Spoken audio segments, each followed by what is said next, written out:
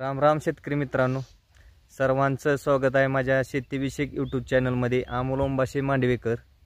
तर आज आपण हा विषय घेऊन आलेलो आहोत की कांद्यावरील करपा आणि होप किंवा आपण त्याला रोसेशन किडे म्हणतो, किंवा आपण जर कांदा पिळला असेल तर त्यासाठी हा व्हिडिओ आहे।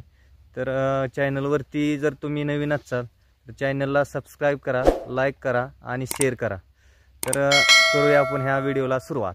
आज भरपूर शेतकऱ्यांचं हाच प्रॉब्लेम झालेला आहे की ढगाळ वातावरण आणि सकाळचं धुकं याच्यामुळे कांदा शेतकरी अतिशय अडचणीत आलेला आहे। कारण काय होतंय, थंडी पण आहे, थंडी असल्यामुळे सकाळी धुकं पडतंय आणि दिवसभर ऊन राहतं, त्यामुळे वातावरण चेंज राहतोय सारखा। त्यामुळे कांदा पीक हे एवढं अडचणीत आलेलं आहे की कांद्याला पीळ पडायला लागलेला आहे किंवा होप वाढलेले आहे, करपा वाढत आहे। तर त्यासाठीच हा आपण व्हिडिओ बनवत आहोत। तर आज आपण करप्यासाठी महत्त्वाचा मुद्दा काय आहे, तर दुकानदार आपल्याला औषध देतो करप्यासाठी, तर त्याच्यावरती पूर्ण अभ्यास करायचा आपण की सिस्टमॅटिक आहे की कॉन्टॅक्ट पद्धतीचं ते औषध आहे।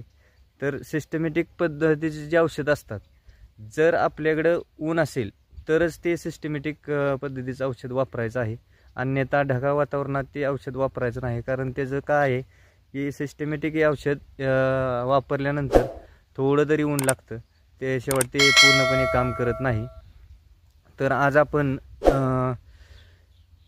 करप्यासाठी BASFचं कॅब्रिटॉप घेत आहोत। पंपाला 30 ग्रॅम ते 35 ग्रॅम आणि मावा तुडतडे होप म्हणतो आपण, त्यासाठी आपण शिंबूश सिजंटा कंपनीचं 35 मिली घेणार आहोत प्रति पंप। आणि त्याच्यामध्ये आज आपण सिलिकॉन घेणार आहोत 35 ग्रॅम प्रति पंप। 35 ते 40 ग्रॅम घेतलं तरी चालतं, फक्त सिलिकॉन हे 10 मिनटं आधी मारायच्या आधी 10 मिनटं भिजत ठेवायचं, नंतरच वापरायचं। नंतर त्याच्यामध्ये आज आपण आणि त्याच्यामध्ये स्टिकर पण आपण घेणार आहोत। स्टिकर चांगल्या पद्धतीचं सिलिकॉन बेस्डच घ्या, कारण कमी लागतं आणि रिझल्ट पण चांगले आहेत।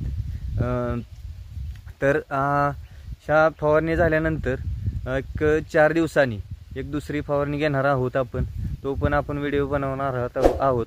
तर व्हिडिओ आवडला असेल तर हा पूर्णपणे सगळ्या शेतकऱ्यांपर्यंत पोहोचू द्या, शेअर करा आणि व्हिडिओला लाईक करा। धन्यवाद।